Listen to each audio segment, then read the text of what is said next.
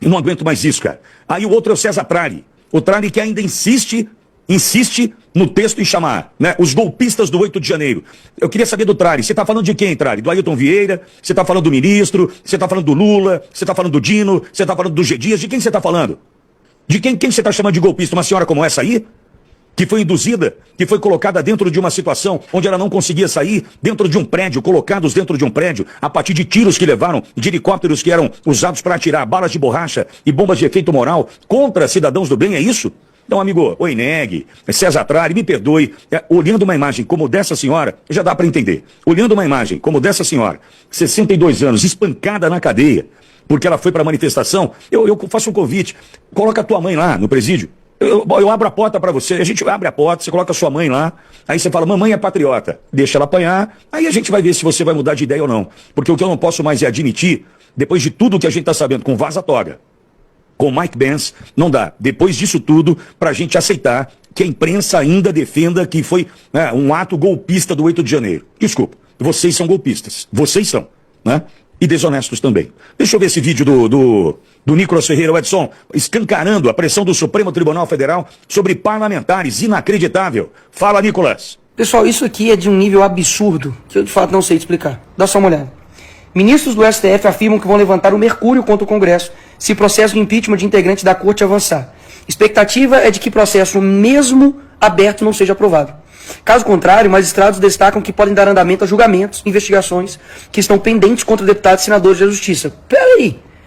Quer dizer, então, que um processo democrático e constitucional, que é o impeachment de ministros do STF, avançar e der andamento, o STF já está ameaçando os deputados e senadores de dar continuidade em processos deles, ou seja, numa clara ameaça jurídica a esses deputados e senadores? Percebe que o primeiro passo que a gente tem que fazer, de fato, é o fim do foro privilegiado, para que deputados e senadores não sejam julgados pelo STF, para que não aconteça isso. Pressão em cima de quem é legitimamente eleito pelo povo. Aí, Borgoa, fala do Nicolas. E a OAB faz o Beto Simonetti faz uma cartinha, Pitoli. A gente vai reproduzir a cartinha já, Borgoa.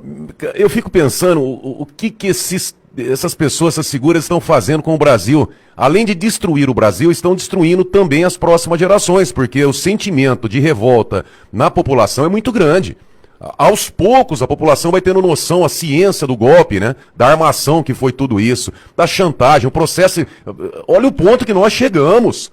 Sabe, está público que há uma chantagem de ministro do Supremo em cima de deputados e senadores. Meu Deus, Pitoli, é um absurdo. É o cúmulo do absurdo do fim de tudo. Não tem mais aonde piorar. Sabe, o país, as normas judiciárias, o país chegou numa latrina que não tem como, eu não vejo mais como piorar essa situação. O ministro Alexandre de Moraes está com a caneta na mão, ele está decidindo sobre a vida e a morte de seres humanos. Uma canetada dele, ele não mata imediatamente, mas ele deixa a pessoa morrer como ele deixou o Clezão. Um ser humano não pode ter o poder sobre a vida e a morte de outra pessoa, principalmente o ministro do Supremo Tribunal Federal, meu Deus. Isso, na caneta dele, na cabeça desse maluco, ele prende quem ele quer. Quem ele quiser, se ele chegar agora, se ele falar, eu vou prender o Borgo, o Pitoli, o João, ele prende. Ele prende quem ele quer, não tem processo, não tem ampla defesa, não tem contraditório, as instituições estão falidas, tá tudo num balaio, num esquema, e as provas estão aí batendo na nossa cara, sabe, gritando na nossa cara, e a gente não tem a quem recorrer. Borgo, agora... É assustador. Escancarado está. Escancarado está. Tá aí o Nicolas contando. Chega a pressão do Supremo Tribunal Federal em cima dessa história de fim do foro privilegiado ou do foro por prerrogativa de função, né? Mesmo porque ontem o Marcos Valério, senador de Rondônia, querido Marcos Valério, ele explicou, o momento hoje é outro, né? Lá atrás falava-se do fim do foro privilegiado, né? Numa tentativa de usar a palavra privilégio, que não se aplica ao que é público, porque privilégio é prive de privado, légio de lei do privado. Então, privilegiado não se aplica, né, a coisa pública. Mas quando naquele momento lá atrás tratava-se do fim do foro privilegiado, era para tirar o privilégio dos parlamentares. Era essa a noção que o brasileiro tinha, quando lá atrás já se lutava por isso. A gente não tinha ideia que isso já acontecia. Entretanto, nesse momento, o fim do foro por prerrogativa de função, ou seja, né, não é porque é parlamentar, não é porque está num cargo como presidente da República, que deve ser julgado, né, pelo Supremo Tribunal Federal, que usa dessa possibilidade como instrumento de pressão, de chantagem e de ameaça. Tá aí o Nicolas mostrando, tem ameaça. Então, Então a gente precisa também apoiar, né, os deputados e senadores para que de fato isso avance. É uma PEC, são necessários 308 votos para sua aprovação e todos vão se libertar. É uma pauta, né, pluripartidária, entendo eu, Borgo, e queria te ouvir nesse sentido. É uma pauta para todos os partidos. Por quê? A pressão acontece hoje, majoritariamente, sobre os parlamentares da oposição. Entretanto, essa pressão também é exercida sobre parlamentares do Centrão, da esquerda, ou seja, é uma pauta para todo mundo, Borgo. Vitório, foi a linha de raciocínio, a conversa que nós tivemos ontem com o senador Eduardo Girão. Tá? Eu acredito que o primeiro fato, a primeira pauta a ser votada será a questão do fim do foro privilegiado. Por quê? Primeiro, os deputados e senadores deixarão de ser reféns do judiciário, tá? Pela denúncia da Eliane Calmon, pela denúncia do Sóstenes e por esse texto da jornalista que o Nicolas leu, tá? Está muito claro que há uma chantagem de ministro do Supremo em cima do parlamento. Chantagem, tá? Ameaça, uma situação horrível, horripilante.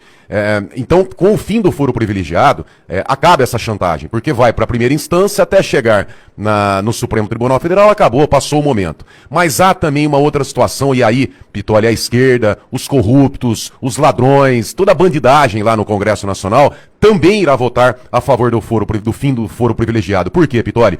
Porque aqueles processos que estão no Supremo terão que ser encaminhados à primeira instância. E várias diligências, várias investigações, enfim, o processo começa tudo de novo.